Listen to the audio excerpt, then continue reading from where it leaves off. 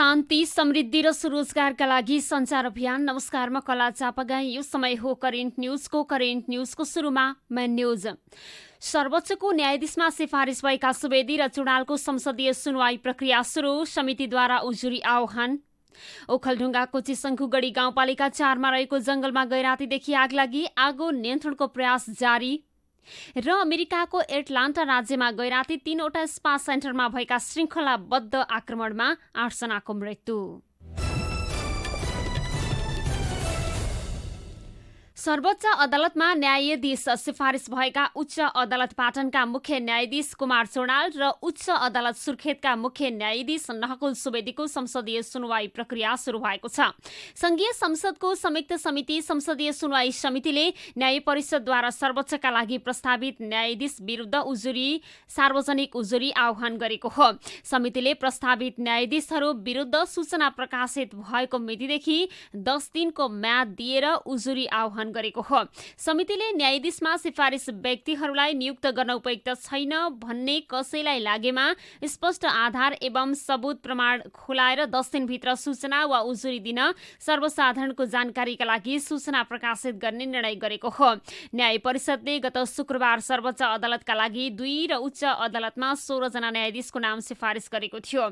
परिषदले सर्वोच्चमा सिफारिस गरिएका न्यायाधीशहरूको बायोडाटा सहित संसदीय सुनवाईका लागि संसदलाई पत्र लेखेको थियो। संसदीय सुनवाई समितिले नाम अनुमोदन गरेपछि उनीहरू न्यायाधीश नियुक्त हुनेछन्।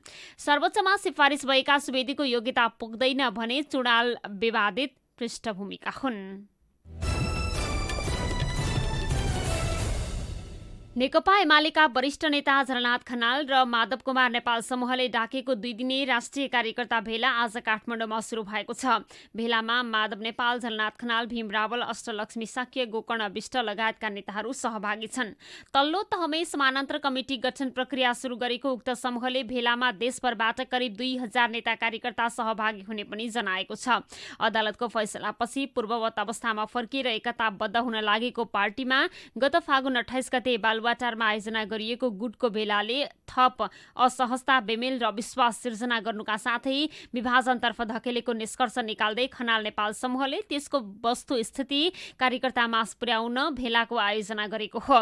यो समूहले जनताको बहुदलीय जनवादको मूल्य र मान्यता रक्षा गर्दै पार्टीलाई एकाधिकारवाद, गुटवाद र विभाजनबाट बचाउँदै लोकप्रिय, क्रान्तिकारी र लोकतान्त्रिक शक्तिका रूपमा विकास एकबद्धता हुनुपर्ने भएकाले भेला आयोजना गरिएको जनाएको छ।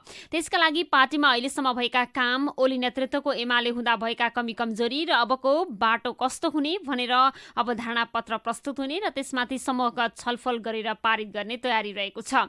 भेलामा पार्टी केन्द्रीय कमिटी, केन्द्रीय निकाय र केन्द्रीय विभागका सदस्य, प्रदेश कमिटिका सदस्य, केन्द्रीय कमिटिका पूर्व सदस्य, संघ तथा प्रदेशका सांसद, पूर्व सांसद, जिल्ला कमिटिका पदाधिकारी, सम्पर्क कमिटी र मञ्चका सदस्य, गाउँ तथा नगर कमिटिका अध्यक्ष र सचिव, जिल्ला समन्वय समिति, स्थानीय तहका प्रमुख तथा उपप्रमुख, जनसंगठन तथा पेशागत संगठनका केन्द्रीय सचिवालयका सदस्यका साथै प्रदेश तथा जिल्ला कमिटिका पदाधिकारी सहभागी हुने सचिव योगेश भट्टराईले बताएका छन्।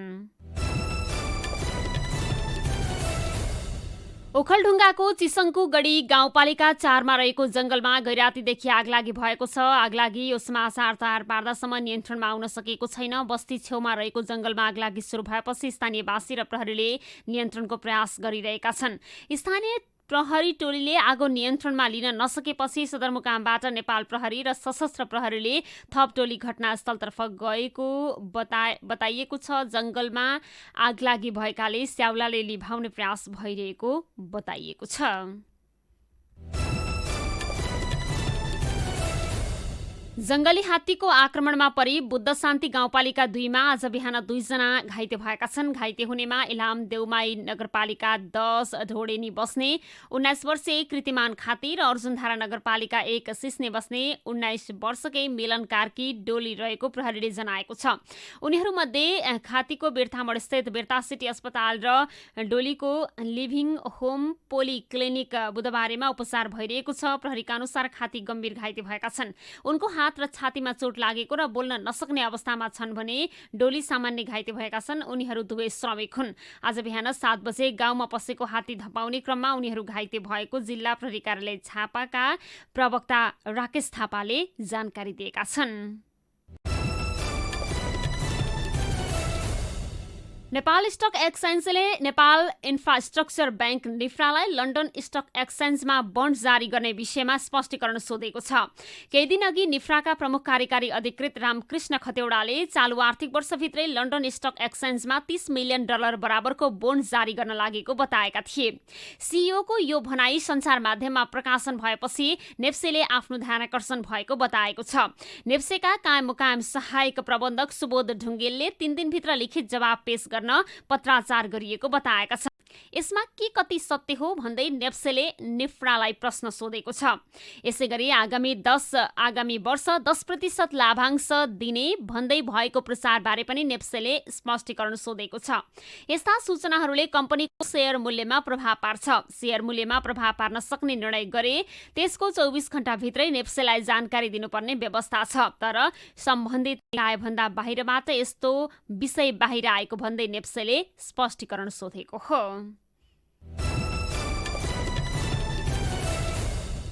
अमेरिकाको एटलान्टा राज्यमा गैराती 3वटा स्पा सेन्टरमा भएको श्रृङ्खलाबद्ध आक्रमणमा 8 जनाको मृत्यु भएको छ। मसाज पार्लर र स्पा सेन्टरमा आक्रमण हुँदा 6 एसियाली महिला सहित 8 जनाको मृत्यु भएको बीबीसीले जनाएको छ। 4 जनाको मसाज पार्लर र 4 जनाको स्पा सेन्टरमा मृत्यु भएको हो। आक्रमणको आशंकामा प्रहरीले 21 वर्षीय एक युवालाई पक्राउ गरेको छ। घटनाबारे थप अनुसन्धान भइरहेको छ। अन्तमा मेन न्यूज पुनः एकपटक। सर्वोच्चको न्यायाधीशमा सिफारिस भएका सुवेदी र चुडालको संसदीय सुनवाई प्रक्रिया सुरु, समितिद्वारा उजुरी आह्वान।